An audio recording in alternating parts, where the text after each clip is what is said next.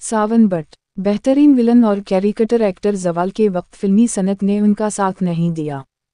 अब्दुल हफीज़ ज़फ़र, हमारी फिल्मी सनत का ये वतीरा रहा है कि उरूज के वक्त वो आर्टिस्ट का भरपूर साथ देती है, लेकिन जून ही वो आर्टिस्ट ज़वाल पजीर होता है, ये उससे मुंह फेर लेती है। इस हवाले से ऐसे कई फनकारों की मिसाल दी जा सकती है। वो नाकदरी का शिकार हुए और फिर मौत की वादी में उतर गए। ऐसे ही एक अदाकार सावन भी थे, जिन्होंने ना सिर्फ विलन बल्कि कैरिकेटर एक्टर के तौर पर भी अपने आप को मनवाया और कई सुपरहिट फिल्में दी।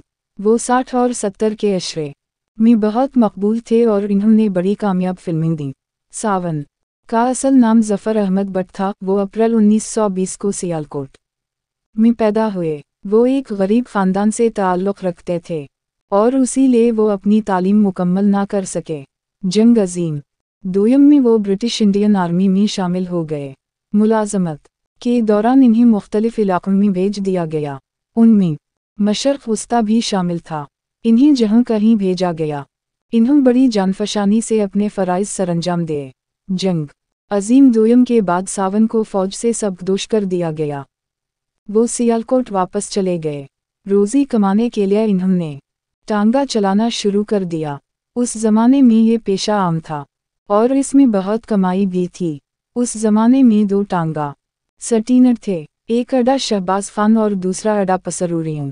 ये दोनों अड्डे सियालकोट के जनूबी और शुमाली इलाकों में वाक़े थे। ज़फ़र अहमद बट का घर अड्डा पसरूरियों के करीब था, इसलिए वो सवारियों को यहीं से अपने टांगे पर ले जाते थे।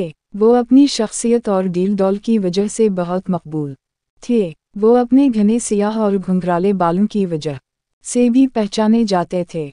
उनका जिस्म पहलवानों जैसा था और वो गोरा चटा थे। उनके टांगे का घोड़ा भी सफ़ेद रंग का था। सावन अपनी तर्ज ज़िंदगी से मुतमईन नहीं थे। बेहतर ज़िंदगी के लिए वो 1950 में कराची चले गए।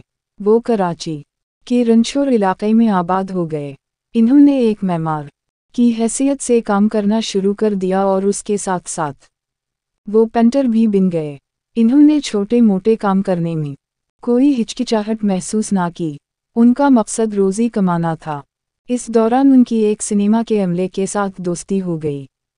अपनी शख्सियत की वजह से वो सिनेमा वालों में भी मकबूल हो गए। इन लोगों ने सावन को मशवरा दिया कि वो फिल्म में काम करें। सावन बट को ये बात पसंद आई।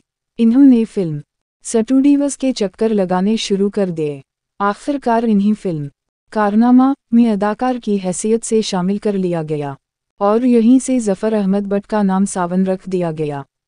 कुछ सहाफ़ियों ने सावन से कहा कि वो लाहौर चले जाएं और पंजाबी फिल्मों में अपनी किस्मत आजमाएं, क्योंकि अपनी गर्जदार आवाज़ और डील डॉल की वजह से वो पंजाबी फिल्मों में ज़्यादा कामयाब हो सकते हैं। सावन लाहौर आ गए और इन्हें आका हुसैनी की फिल्म 16 आने में एक छोटा सा किरदार दे दिया गया। 16 आने की रिलीज़ के बाद इन्हीं फिल्म सूरज मुखी के लिए कास्ट कर लिया गया।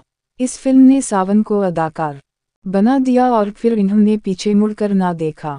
इन्होंने कई पंजाबी फिल्मों में मरकज़ी किरदार अदा किया, जिनमें अनूरा असफरा, बाबादीना, माली, खजानची, ज़ेलदार, हाशू खान, खान चाचा, जगरी यार, गूंगा पहलवान जी उन लंदन शामिल हैं। उनकी दूसरी मशहूर फिल्मों में शेरन दे पत्तर, शीर, जानी दुश्मन, मिलनेगी, डॉली, चुन मखनू, सजन प्यारा, भरी मेला और पंच दरिया के नाम ले जा सकते हैं।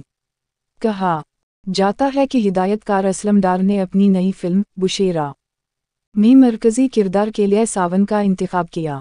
सावन ने भारी मुआवजा तलब किया, लेकिन असलम डार ने इनकार कर दिया और उन की जगह सुल्तान राही को बुशेरा के लिए कास्ट कर लिया। इससे पहले सुल्तान राही की फिल्म बाबल सुपरहिट हो चुकी थी। बुशेरा बॉक्स ऑफिस पर बेहद कामयाब रही और सुल्तान राही ने उरूज की सीढ़ियों पर पहला कदम रख दिया। उसके साथ सावन का ज़वाल शुरू हो गया। सावन ने खुद कहा था कि मैं बहुत मतकब्बर हो गया था और इंसान को इंसान नहीं समझता था। इसके अलावा मैंने फिल्म हाशू खान में मरकज़ी किरदार अदा किया, जो मुझे नहीं करना चाहिए था, क्योंकि इस फिल्म में हाशू खान एक सफ़ाक और मुल्हद हाकिम था। बहरहाल ये सब कुदरत के खेल हैं। بعد میں सावन फिल्म में छोटे मोटे किरदार अदा करते रहे। जिंदगी के आखिरी दौर में उनके पास कोई काम नहीं था और वो घर में बीमार पड़े रहे। 6 जुलाई 1998 को फरिश्ता अजल आन पहुंचा और सावन इस जहान फानी से कूच कर गए।